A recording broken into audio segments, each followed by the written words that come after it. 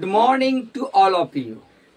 আজকে আমি একটি ক্লাস দিতে চলেছি যারা আগামীতে ইন্টারভিউ দেবেন 22 এবং 23, যারা বিশেষ করে ইংলিশ অনার্স, তাদেরকে যে পার্ট অফ স্পিচ আছে তার একটা ভাগ প্রিপোজিশন, এখান থেকে অনেকে ডেমো দিতে বলা হয় এবং প্রশ্ন করা হয়। চলুন আমরা খুব সহজভাবে প্রিপোজিশন কাকে বলে জেনে নিই। যে আমি লিখেছি হোয়াট ইজ এ প্রিপোজিশন, অর্থাৎ বাংলা হচ্ছে যে পদান্বয়ী অব্যয় কাকে বলে। যে preposition is a word that stands before a noun or pronoun, and so the relation of that noun or pronoun with the other words in the sentence. অর্থাৎ যে word noun বা প্রোনাউনের আগে বসে বাক্যের অন্য অংশের ওই নাউন বা প্রোনাউনের সঙ্গে একটা সম্পর্ক স্থাপন করে তাকে আমরা বলি প্রিপোজিশন, অর্থাৎ বাংলায় বলি পদান্বয়ী অব্যয়। প্রিপোজিশন কোনগুলি হয়? প্রিপোজিশন হচ্ছে যেমন অন, ইন, টু, এগুলো হচ্ছে প্রিপোজিশন।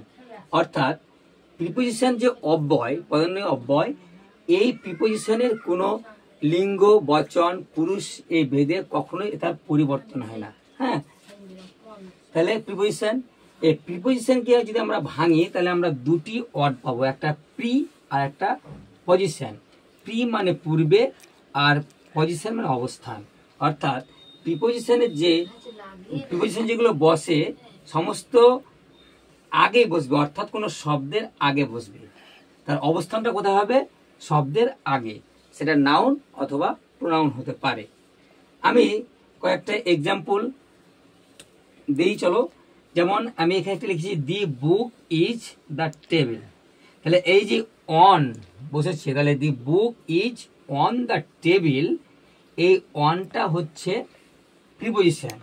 এই যে দি বুক আর দ্য টেবিল, এই বুকের সঙ্গে টেবিলের একটা সম্পর্ক স্থাপন করেছে কে?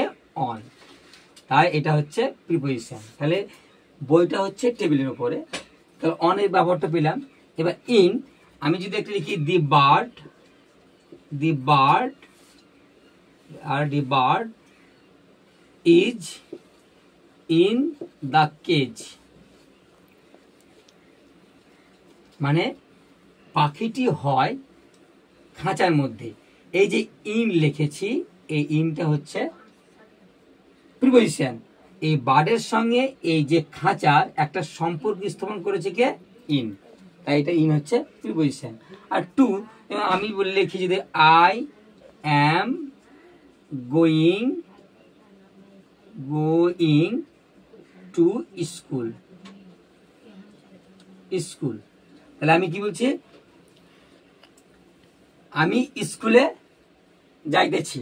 এই যে টু, একটা যখন গতি বোঝালো তখন টু বসলো, তাহলে এই দেখো যে আমার সঙ্গে কার একটা স্কুলের সম্পর্ক স্থাপন কে করলো? এই টু করলো, তাই এটা হচ্ছে প্রিপোজিশন। আশা করি আজকের এই ভিডিওটা সবাই বুঝতে পেরেছো। চলুন আরেকবার আমরা জেনে নিই। What is a preposition? A preposition is a word that stands before a noun or pronoun, and so the relation of that noun oblique pronoun with the other words in the sentence. অর্থাৎ এই যে কোনো noun বা প্রোনাউনের বাক্যের অন্য অংশের সঙ্গে সম্পর্ক স্থাপন যেটা করবে সেটা হচ্ছে প্রিপোজিশন, অর্থাৎ পদান্বয়ী অব্যয়। আর সবসময় প্রিপোজিশন কোনো শব্দের আগে বসে, সেটা হচ্ছে নাউন অথবা প্রোনাউন হতে পারে। Thank you for watching this video. যদি আপনাদের ভিডিও ভালো লাগে অবশ্যই একটা লাইক, শেয়ার, কমেন্ট করবেন।